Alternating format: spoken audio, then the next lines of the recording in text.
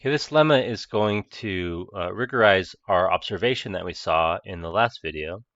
So let's suppose that we have an algebraic element over some subfield K of C.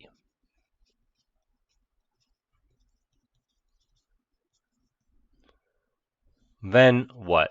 Well, the minimal polynomial of alpha is irreducible. Okay, that's something that we observed in that long example. And secondly, it divides every polynomial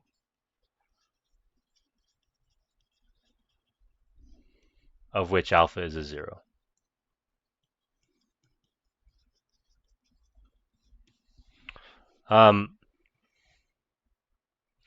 With slightly more advanced language that we'll get to in a little bit, there's a evaluation map.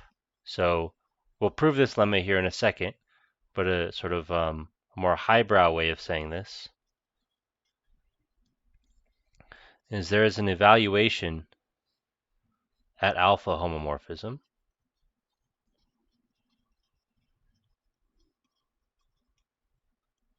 where you take a polynomial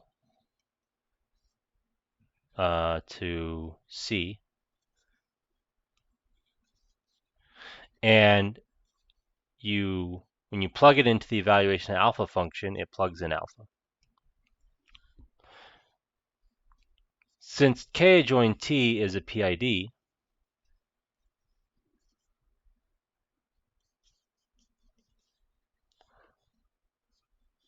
the kernel of evaluation at alpha is principal. It's generated by something, and the fact that every polynomial that has alpha as a zero is divisible by m adjoint alpha. It's just saying m adjoint, so m sub alpha generates the kernel of this mapping. So if something's in the kernel, it must be a multiple of m alpha. Right? We don't need to worry about that, but there is sort of a higher brow way of saying this last part. Okay, proof. Okay, so again, you can ignore this part. Proof. Well, suppose m alpha is reducible, that is, not irreducible is reducible, then there exist polynomials of smaller degree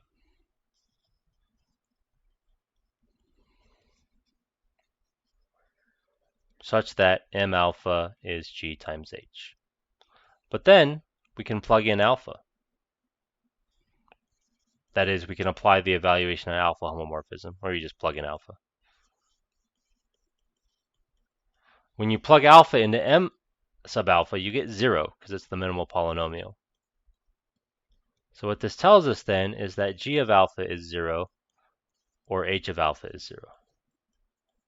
Either way, this is a contradiction.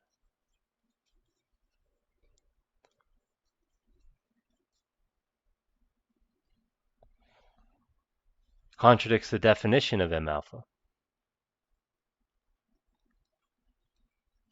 Namely, m alpha is the polynomial of smallest degree.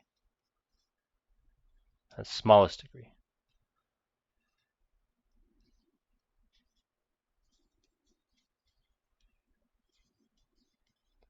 With alpha as a root. And g and h both have alpha as a root and they have smaller degree. So this can't happen. So what have we contradicted? We contradicted that you could factor it. So thus m sub alpha is irreducible. And that's something we saw in the example. We had to keep factoring until we got the irreducible component of our guess that zeroed out when we plugged in the sixth root of unity. Great, so that's the first part, that it's irreducible. The second part is it divides every polynomial of which alpha is a zero. So suppose we have a non-zero polynomial and it's such that P of alpha is 0. Okay. Well, we want to show that M alpha divides P. So how can we go about showing that? Well, the division algorithm is actually an error computation for failure of divisibility. So we're first going to use the division algorithm to write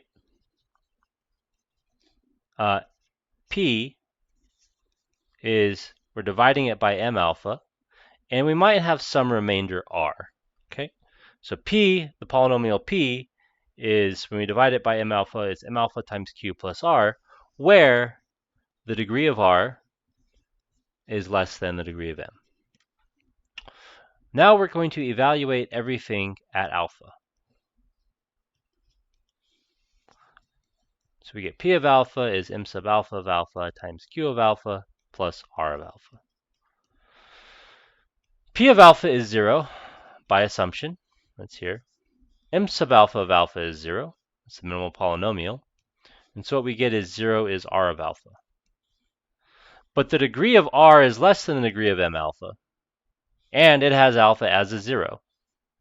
Well, since R has alpha as a 0,